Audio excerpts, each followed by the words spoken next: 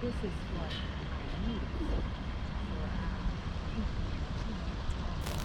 This is a scale, a model that was actually designed by a fine uh, scholar named Professor Avi-Yonah. Professor Avi-Yonah, he had a friend. And you see the tower over there on the left? The high tower? Used to be a small hotel. And the owner of the hotel, he actually lost one of his children, a son, in the war, in the 6 Days War. And he wants to do something that will be, to commemorate his son in a cultural way. And he consulted Professor Avi-Yonah, his friend, and his friend said, "Why don't you give me a little space over here and we'll build a model of Jerusalem so people can learn about over there in the garden." But he knew, this gentleman, when he's going to pass away, that the children will probably not continue to run the hotel. They will sell the property and they will share the money. So in his will, he told the Israel Museum, and with them, they chose the space over here, and after his death, they removed the entire model to here, piece by piece. The model that it's here, it's all built with the stone of Jerusalem. The orientation of the model is correct. Okay, so what do we see over here? I want you to look carefully. We can see actually this area, which is surrounded with a wall, is the size of the city of David, right? And the pool that we see over there, this is the Siloam pool that we have seen yesterday, and we've been yesterday, all right? And on the left-hand side of the pool, we can see there is a sidewalk that goes slowly all the way up to the Temple Mount. And then we can see here the Kidron Valley. We can see how he meets actually the Hinnom Valley over here on the left-hand side. If we look, okay, now I brought you to this point over here because I want you to look at the corner of the Temple Mount. We can see Robinson Arch. Everybody knows what Robinson Arch is. We can see a little bit further Wilson Arch, and in between them, there is a red arrow over there on the wall that shows the location of the Western Wall today. Right? Wow. Yes. Okay. Yesterday we came actually, and we entered to the city through the Zion Gate. Remember? Now, over here there is a mausoleum at this area over here. The mausoleum, according to Josephus, existed already in the Roman time. That was the tomb of King David. Now, the location they're showing right here, over here. There is today a traditional place that they call it the Tomb of David. Is it really there? I don't know.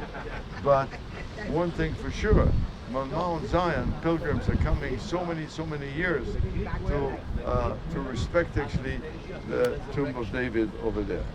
Now, so we can see that what's interesting for you, you understand that Mount Zion is included in the city, and not like today. Today we had to go through a gate from Mount Zion to the city. That means the city is a little bit smaller today, it shrinked a little bit. But in the old time, that area over here was actually out in the city of Jerusalem. You understand? All right, so what we see over here, this is actually the location of Jaffa Gate today. Come here. Jaffa Gate today is located right here, and hopefully we're going to see it. And next to the Jaffa Gate, we can see what used to be the fortress, the citadel of Jerusalem, many centuries. Till today, we have remains of the fortress, the Herodian fortress that used to be in the old times, and other fortresses. What's important in this area is the highest point in the city of Jerusalem. I mean, from here we can control the entire city. If we're looking on the right hand side to the tower over here, we can see two main nice monumental buildings. We believe it's in the Armenian Quarter that this used to be actually in the old times the Herodian palace over here. His palace was right here at this location, and behind him was an agora, an old day, I would say the upper city of Jerusalem, the wealthy part of Jerusalem. And it was nice the way he designed it. He designed it with tiled roof, so we can really immediately doing the difference between the simple part of the city on the other side and the upper city on this side over here. Now, what's important that actually next to this place we have 3 towers. One, the closest one, is named after the Herod's brother, Ptzael. We have about 40% of the tower still existing till today. On the right hand side, the tower, very fine tower, small one, named after his wife that he killed. Yeah, Miriam.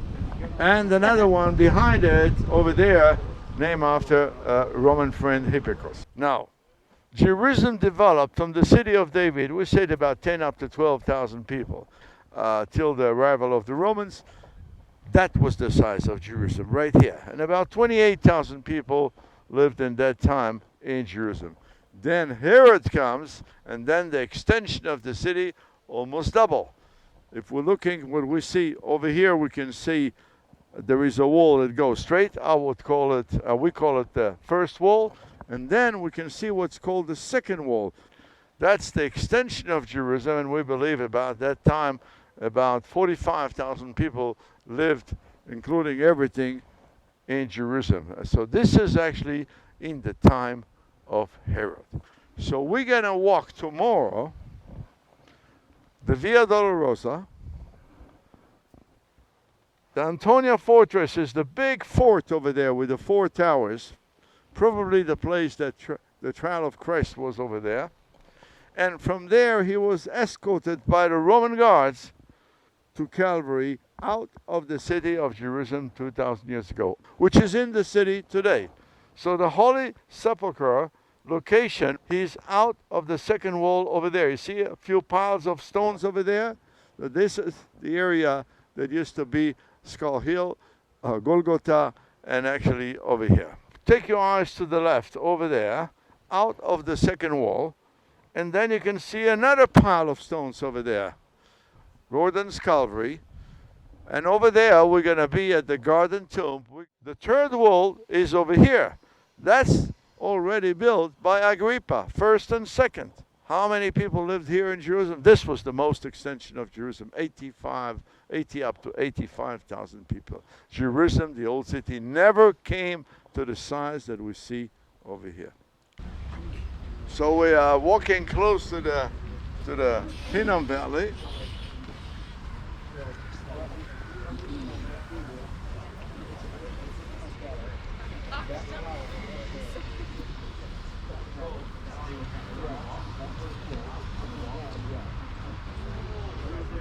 We can see very well the differences between the lower city and the upper city.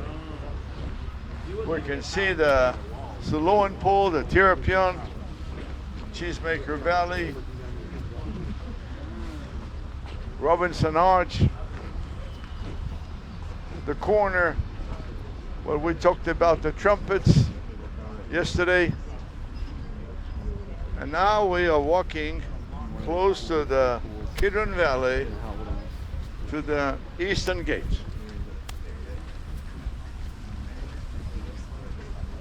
Okay, come over here, guys. This way.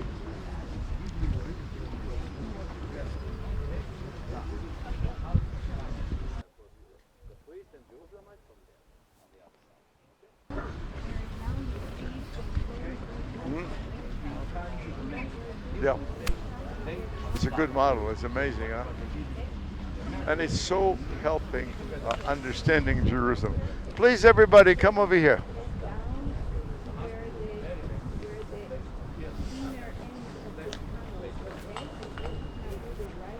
Okay, come over here, guys. This way. So we talked in quite details already about the Temple Mount. I'm going to just refresh your minds.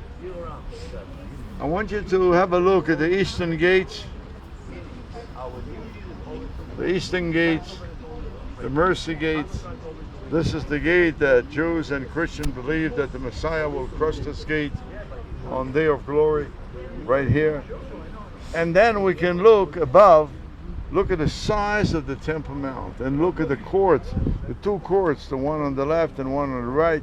On the left-hand side, we can't see, but actually there is a staircase, inner staircase, that actually leads the pilgrims, the people, that they are ascending to Jerusalem to come, and finally the last ascending through to the Temple Mount area, to the inner court.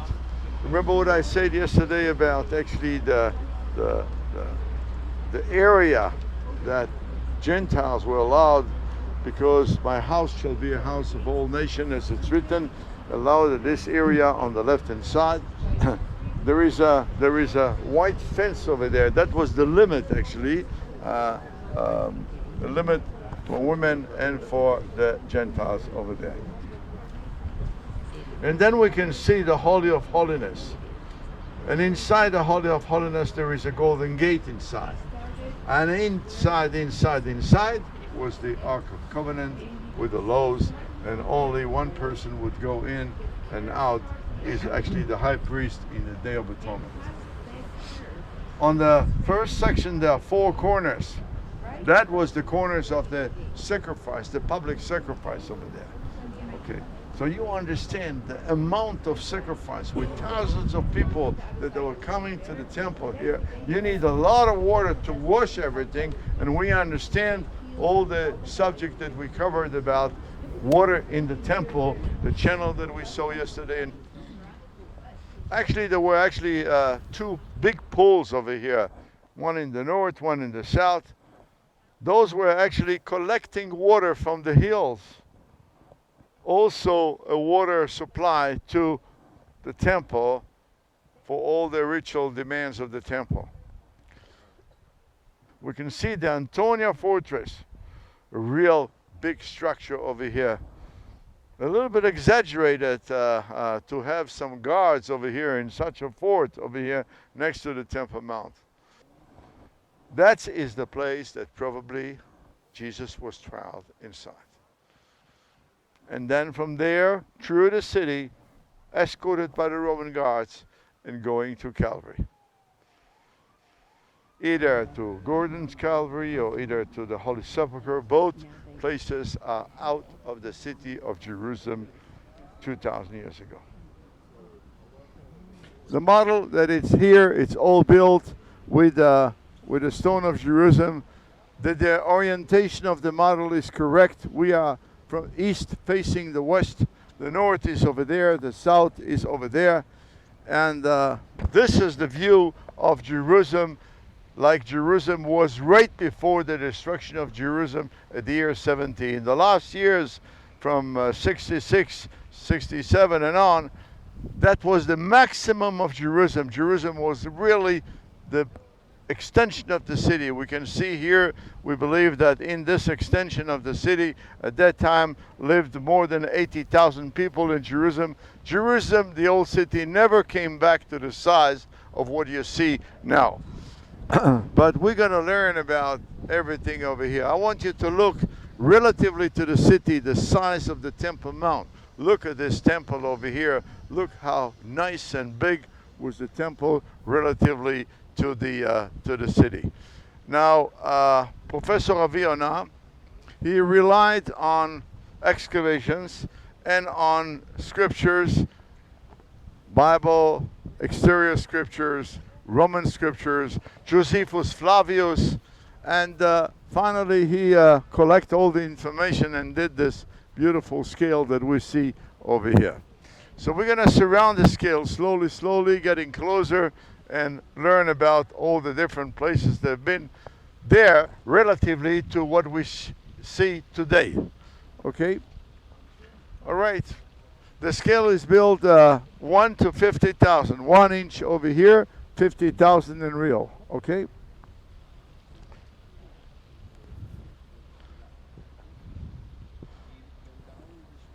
So today, in a rough imagination today, draw a line straight from here all the way to the temple, to the corner of the temple. All this area on the right is out of the city today, including Mount Zion area. You understand? This is Mount Zion, and so that's the limit. So today over here we have the Armenian quarter, and behind it we have the Jewish quarter. The Christian quarter is next to the Holy Sepulchre, and all the rest of the city is actually the Muslim quarter.